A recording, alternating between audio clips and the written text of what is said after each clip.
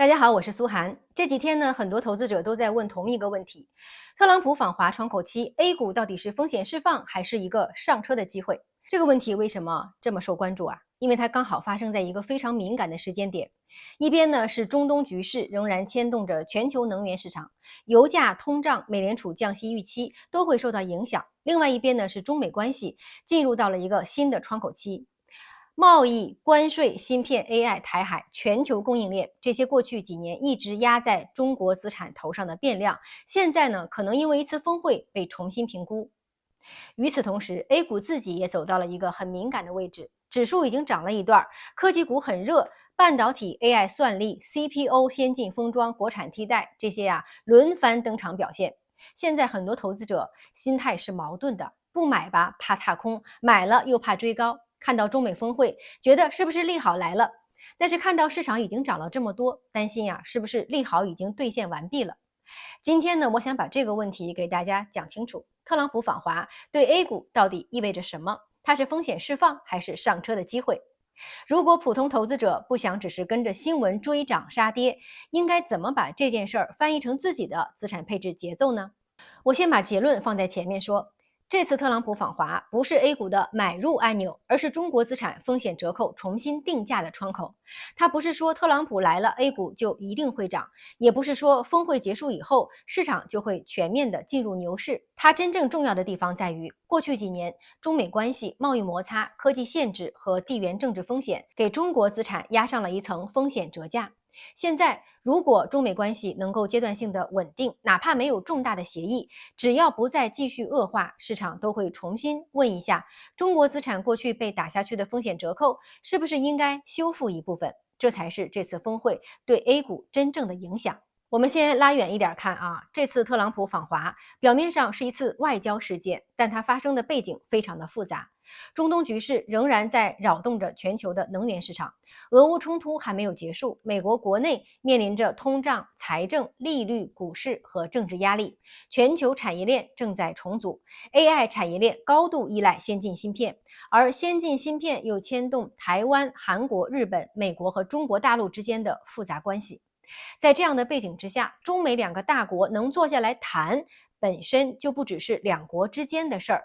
因为中美关系已经不是一个普通的双边关系了，它是全球市场最大的公共变量之一。如果中美关系紧张，全球资金会担心贸易冲突升级，担心科技限制加码，担心供应链中断，担心台海风险，担心全球资本继续降低中国资产的权重。那这些担心会反映到哪里呢？会反映到汇率当中，反映到股市的估值当中，反映到外资流向当中，反映到企业订单预期当中，也反映到普通投资者对未来的信心当中。所以，中美关系不是一个离我们很远的国际新闻，它会通过资产价格进入到每一个普通人的账户。你买 A 股、买港股、买中概股、买黄金、买美元、买人民币资产，甚至买一个宽基的 ETF，背后都绕不开一个问题：全球资金怎么看中国？全球资金愿意给中国资产多少估值？所以这次峰会不是一个普通的外交新闻，它是全球市场在动荡的环境当中寻找稳定锚的一次集中观察。很多人看中美峰会，第一反应就会问：谁赢了？谁让步了？谁占了谁的便宜？中国赢了吗？美国输了吗？中国拿到了什么条件？美国又得到了什么？这些问题当然会有人讨论，但是从投资的角度看呢，这些都不是最重要的。因为资本市场真正关心的不是面子上的输赢，而是风险定价。市场不会因为一句谁赢了就长期上涨，市场真正交易的是贸易冲突会不会升级，科技限制会不会加码，台海风险会不会被控制，全球供应链会不会更稳定，外资会不会重新评估中国资产，人民币资产的风险溢价会不会下降，这些才是市场真正关心的东西。所以你会发现投资和时政评论最大的不同就在这里。时政评论关心的是立场和输赢和情绪，投资关心的是预期和价格。我们不能只是问中美谁赢了，我们要问这件事儿有没有改变市场对中国资产风险的判断。如果答案是有，那么资产价格就会动；如果答案是没有，那么哪怕新闻标题再热闹，市场也可能很快就冷下来。所以中美关系啊，不是 A 股的题材，而是 A 股估值体系里重要的风险变量。它不会直接创造利润，但是它会影响市场愿意给中国资产多少估值。什么叫做中国资产的风险折扣呢？我知道很多人可能会觉得风险折扣、风险溢价这些词儿听起来有些抽象。那我用一个很简单的例子来讲，同样一家公司啊，假设它每年能赚10块钱，如果市场认为它处在一个稳定、开放、可以预期的环境当中，它的供应链很安全，出口很稳定，政策关系稳定，外部风险可控，那么市场可能会给它20倍的估值，这家公司就值200块。那如果市场担心它的未来可能会被制裁，担心芯片拿不到，担心出口受限制，担心海外订单不稳定，担心中美关系突然恶化，那么即使它现在还是赚10块钱，市场可能只愿意给它10倍的估值，这家公司呢就只值100块。公司还是那家公司，利润也没有马上变，但是估值就被打下来了。这中间插出来的就是风险折扣。过去几年很多中国资产面临的就是这个问题，不是所有的资产都没有价值，也不是所有的公司都不赚钱，而是市场在担心一个更大的问题：中国资产的外部环境未来到底稳不稳定？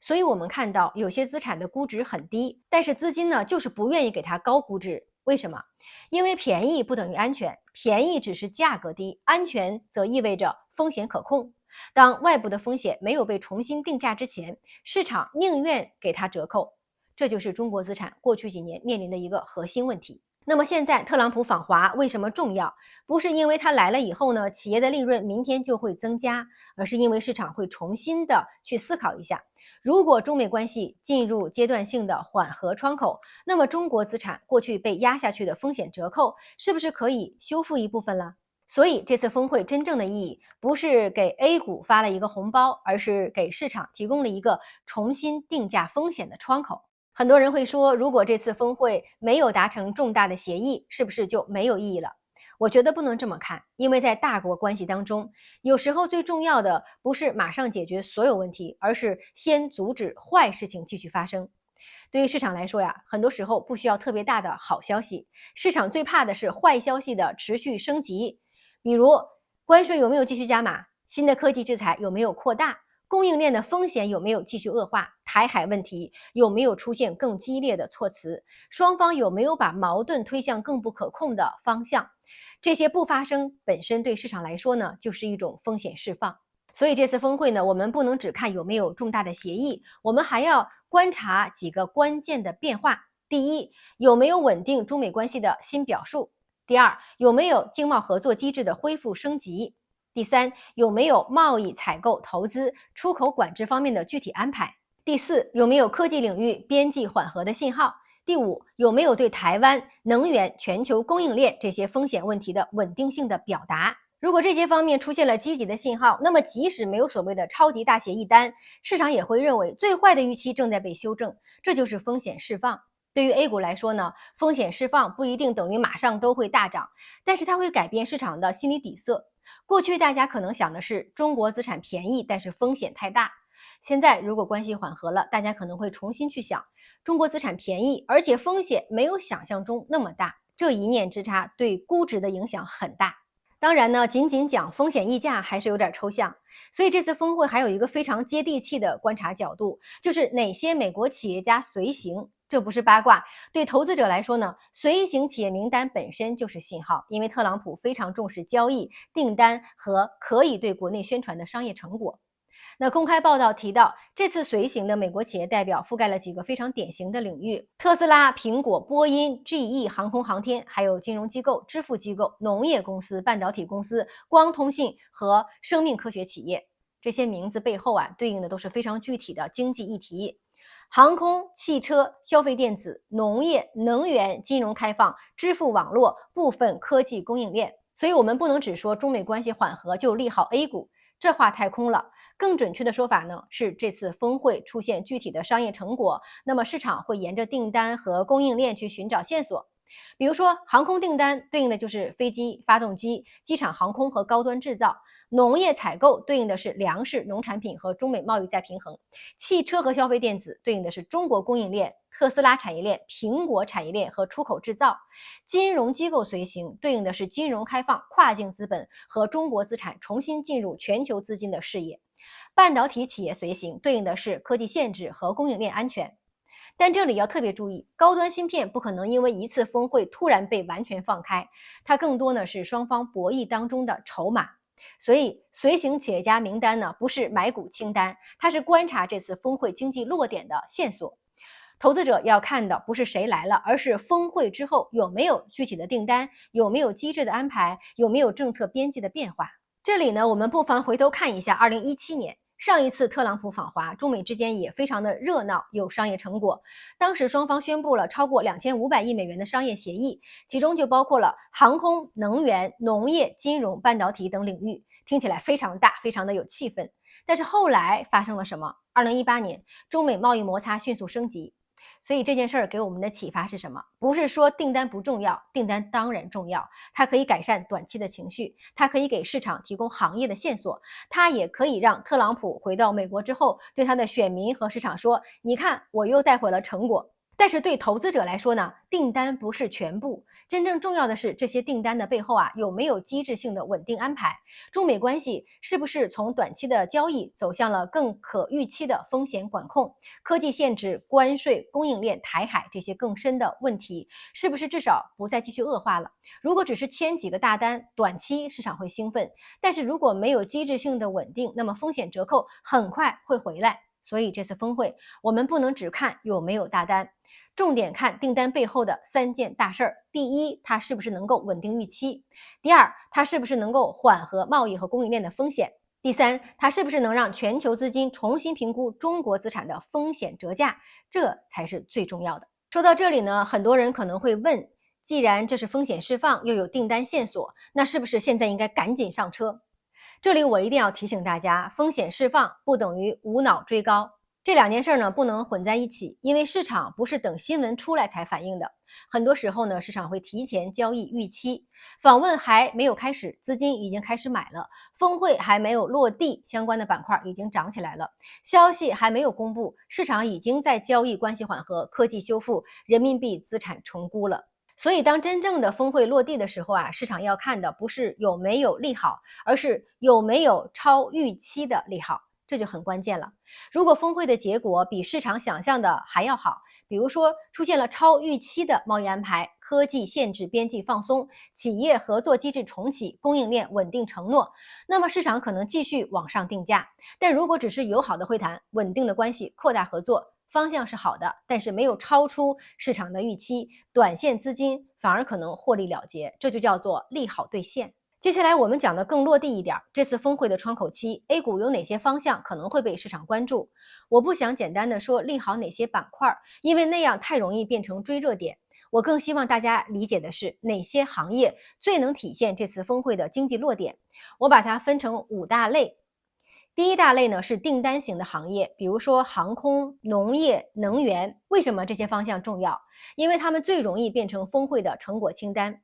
特朗普呢是非常重视交易和结果呈现的总统，他需要带回去一些可以被讲出来的具体成果，比如说飞机的订单啦、农产品的采购啦、能源的合作啦，这些东西很具体，也容易对美国国内解释。你看，我带回了订单，我帮助了美国企业，我帮助了美国农民，我扩大了美国的出口。所以呢，航空、农业、能源这些领域可能会成为这次峰会最容易出现商业成果的地方。但是对于 A 股的投资者来说呢，我们要注意，这些行业更像是短期订单的催化，不一定是长期的主线。比如说航空订单可能会影响航空产业链、高端制造、机场航空、物流相关的预期；农业呢可能会影响农产品、粮食安全、种业、饲料、油脂、油料等方向的市场情绪；能源呢会影响油气、能源运输和相关的装备。这些方向的行情很多时候还得取决于订单的规模、执行的周期、价格和企业自身的受益程度。不是新闻里出现了农业、航空、能源，所有的相关股票都会一起涨。投资者呢，不能把峰会的成果清单当成是买股的清单。第二类呢是供应链型的行业，这里面最典型的就是汽车和消费电子。为什么苹果和特斯拉这类企业非常重要？因为它们代表的是中美经济深度绑定的一面。过去几年，大家讲中美关系，经常讲脱钩、断链、替代，但是现实呢，中美经济不可能一夜之间彻底的切断。苹果离不开中国的供应链，特斯拉离不开中国的市场和中国的制造体系，中国大量的制造业企业也深度的嵌入全球的供应链。所以呢，库克、马斯克这类企业家的出现啊，给市场传递的不是一个简单的买苹果链或者是买特斯拉链的信号，它真正说明的是，即使中美存在竞争，两国企业层面的供应链关系仍然有非常强的现实粘性。那这对 A 股意味着什么？它会让市场重新评估中国制造的全球位置。消费电子、汽车零部件、智能驾驶、机器人、精密制造、电池、储能、工业自动化这些方向的背后，其实都是中国制造能力的体现。如果中美关系阶段性的稳定了，市场会重新看待这些企业的订单稳定性、全球客户关系和估值折扣。但是这里也要注意，供应链型的行业呢，不是简单的受益于关系缓和，它还受到汇率、海外需求、价格竞争、库存周期和企业议价能力的影响。所以这类资产更适合观察中期的趋势，而不是看一两天的新闻。第三类呢，就是大家最关心的科技博弈型的行业，包括半导体、存储、通信芯片、AI 算力、先进封装、CPO、国产软件、数据中心、高端制造。为什么这些方向最敏感？因为过去这些年啊，中美关系最紧张的地方，恰恰就是科技。芯片、AI、先进制造、算力基础设施，这些都是中美竞争的核心赛道。所以，当市场担心中美关系恶化的时候，科技成长最容易被打估值。反过来，如果市场认为中美关系阶段性会稳定，科技限制至少没有继续恶化，那么科技成长也最容易被修复估值。这也是为什么一旦出现中美关系缓和的预期，资金往往就先去买科技股，因为科技股的估值弹性最大。但是我也要提醒大家，半导体并不是因为中美友好而涨的，半导体修复的真正逻辑呢，是最坏的科技脱钩预期被修正了。这两句话是不一样的。中美科技的竞争啊，不会因为这次峰会就结束，美国呢也不可能因为这次访问就完全放开最先进的芯片，中国也不会因为一次的会谈就放弃科技自立自强。所以科技主线的长期逻辑呢，不是靠外部关系的缓和决定的，长期逻辑是中国必须把自己的科技底座做厚，算力、芯片、材料、设备、先进封装、国产软件、工业基础能力，这些东西是中国未来产业体系的底座。外部关系缓和只是让市场觉得最坏的外部冲击可能暂时没有继续扩大，于是估值先修复。但是科技股能不能走远，最后呢还是要看订单、业绩和产业趋势。如果只有概念没有利润，涨得越快，回撤也越快。如果有真实订单、有产业位置、有业绩兑现，它才可能成为真正的结构性的行情。所以对普通投资者来说呢，科技成长可以关注，但是不能用满仓追热点的方式参与。如果你买科技的 ETF，你要知道它波动会很大。如果你买个股，你更要知道，不是所有的公司啊都真的会受益，有的公司是真产业，有的公司只是蹭概念，这一点一定要分清。第四类呢，就是金融开放型的行业了。这一次啊，金融机构和支付公司的随行很值得我们关注。像高盛、花旗、黑石、贝莱德、Visa、万事达这类机构，背后对应的是金融开放、资产管理、跨境投资、支付网络和资本流动。这类方向对 A 股的影响可能没有科技股那么直接，也不像航空农业订单那么容易被看见，但是它有另外一个意义，就是它关系到全球资金如何重新看待人民币资产。如果中美关系稳定，那么金融机构呢会更愿意评估中国市场。如果跨境投资和金融准入出现了边际改善，全球资金会重新计算中国资产的配置价值，这对券商、资管、银行、保险、支付、金融科技，甚至整个宽基指数都有一定的影响。但是这个方向呢，不一定是短线弹性最大的方向，它更像是中国资产风险折扣修复的一部分。科技股是情绪最敏感的地方，订单型行业是成果最直观的地方，金融开放是风险溢价能不能继续下降的长期变量。所以，如果你不想追最热的板块，反而可以把金融开放理解成中国资产重新进入全球资金视野的一个观察窗口。第五类呢，也是我最想跟大家讲的，不是最刺激的，但是可能是最重要的，那就是宽基 ETF 和一部分的红利资产。为什么呢？因为很多普通投资者一听到中美关系缓和，首先就去追最热的科技股。但是你要想清楚，你到底在交易的是什么？如果你交易的是中国科技资产被重估，那你可以关注科创、半导体、AI 算力这些高弹性的方向。但是如果你交易的是中国资产整体风险折扣的修复，那更适合普通人的表达方式，可能不是去追某一个非常热的行业，而是通过宽基 ETF 来表达。比如说沪深300、中证 A500、科创50、创业板指、红利低波、央企红利等方向。当然呢，不是让大家立刻去买哪个 ETF，我只是在讲一个资产配置的框架。你要分清楚啊，如果你买科技 ETF，你买的是高弹性的结构性机会；如果你买的是宽基 ETF，你买的是中国资产整体估值的修复；如果你买的是红利低波，你买的是相对稳健的现金流和防御属性。这三类东西的波动完全不一样。普通人最容易犯的错误就是把自己的底仓做成了高波动资产。比如你本来只是想参与中国资产的修复，结果一冲动全部买了半导体。半导体涨的时候很兴奋，但是一旦回调，你发现自己根本承受不了。所以我一直强调呢，普通投资者做资产配置，首先不是去找涨得最快的方向，而是先想清楚自己的组合结构。你需要底仓，也需要进攻，你需要现金和防守，不能因为一次外交事件就把所有的钱都压到最热的板块上。那具体到现在，普通投资者该怎么办？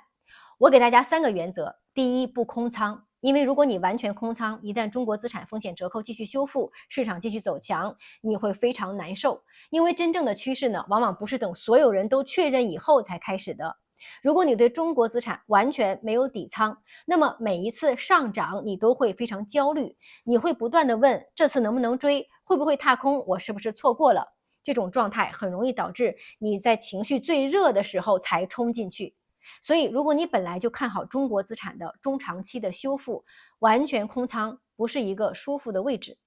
第二呢，不满仓追。不空仓不代表满仓要追，尤其是市场已经涨了这么一大块，热门板块已经很热的时候，满仓追进去风险很大。如果你是因为特朗普访华才临时冲进去，那你买到的可能不是机会，而是情绪。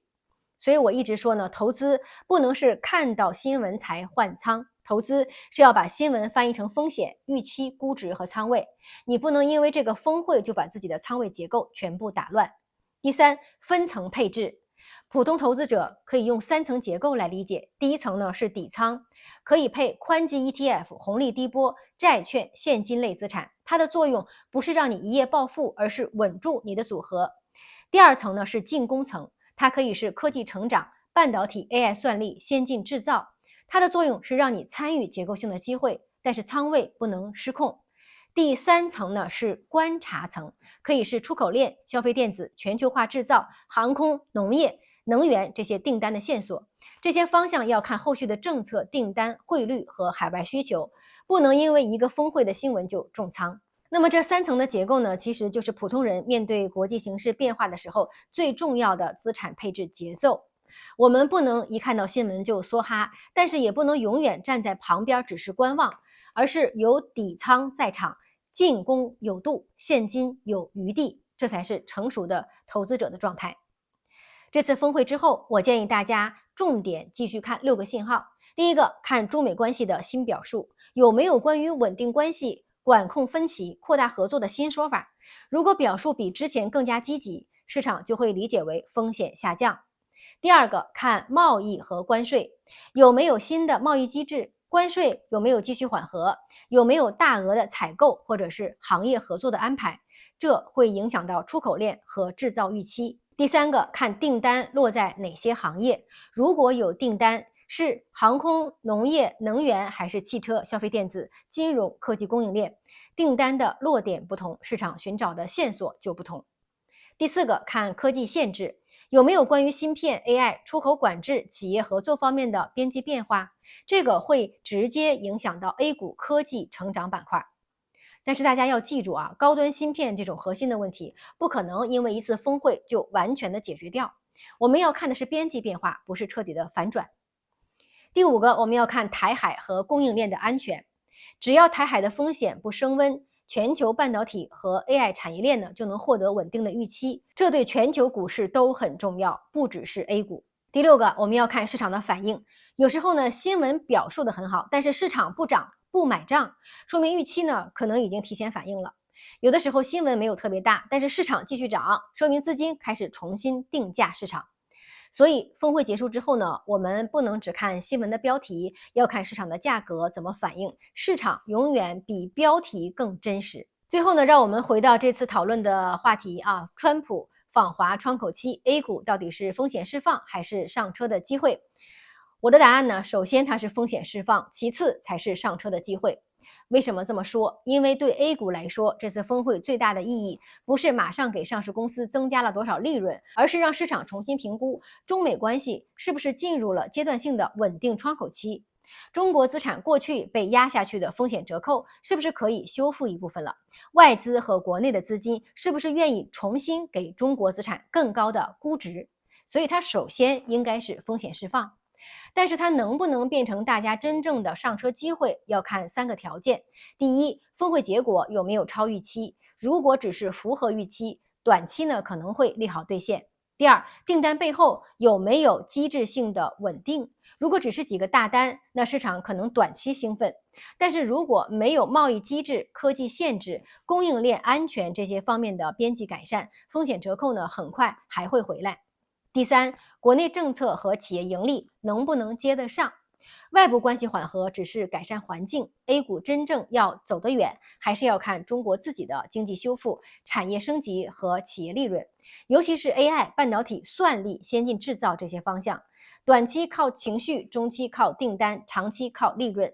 如果只有概念，没有业绩，涨得越快，回撤越快。但如果有真实的产业趋势和利润兑现，它才可能成为一轮真正的结构性的行情。所以这次峰会呢，不是终点，它只是我们观察的一个窗口。看懂世界，放对资产。我们下期见。